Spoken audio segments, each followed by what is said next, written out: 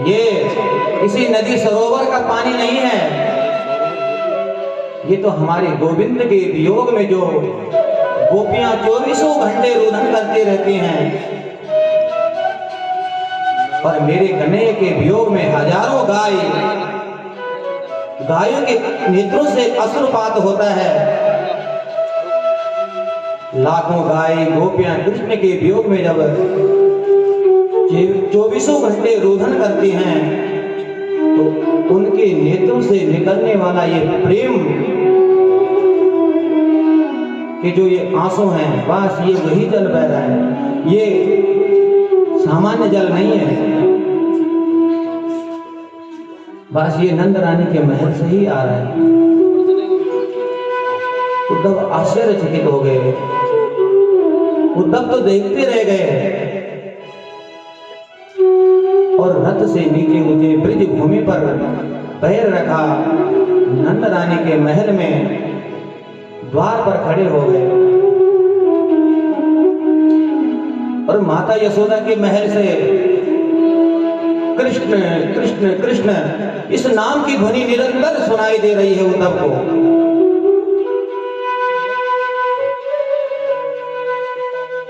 और उद्धव ने जब प्रवेश किया तो इतनी किलकारी मारकर कोई हंस रहा है, कभी मानो नन्हा सा बालक रो रहा है, हंस रहा है। और ये देखकर ब्रजवासी कहते हैं, उद्धव,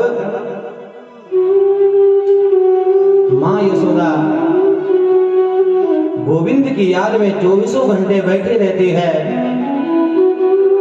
और मैया के आंसू से जो आंसू कभी सूखते नहीं हैं, और अब तो हालत ये हो गई कि आंख से दिखना भी कम हो गया है। क्यों कि रोती रहती है 24 घंटा गोविंद के वियोग में। उद्धव, तुम जरा जोर से बोलो, जोर से बोलो तो शायद तुम्हारी बात मां यशोदा सुन ले। और उद्धव ने महल में जब प्रवेश किया, यशोदा रानी के चरणों में बैठा, प्रणाम किया, प्रणाम मैया प्रणाम, साष्टांग दंडवत करता हूं। तो नहीं सुना यशोदा ने। इतने में किसी ब्रजवासी ने इशारा किया, अरे और जोर से बोल।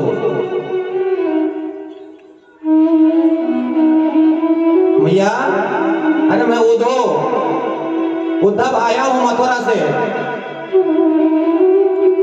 उद्धव बोल रहा हूं, मेरा प्रणाम। कौन? अरे धीरे बोल, धीरे। अभी अभी लाला को सुलाया है, वो जाग जाएगा, इसलिए धीरे बोलो, उसकी नींद खुल जाएगी। तुम्हें मालूम नहीं है, कभी वो माखन, अभी अगर उठ गया तो माखन मांगने लग जाएगा। बड़ी मुश्किल से मैंने लाला को सुलाया है।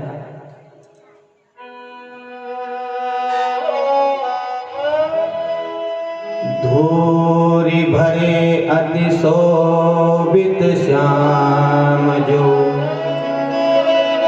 तैसी बनी सिर सुंदर जोड़ी,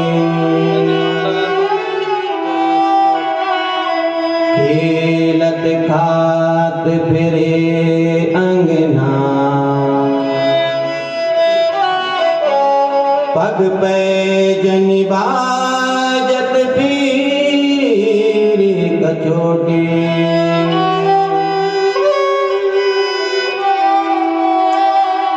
या छवि को रस कान बिलोकत, वारत काम कला निधि कोटि,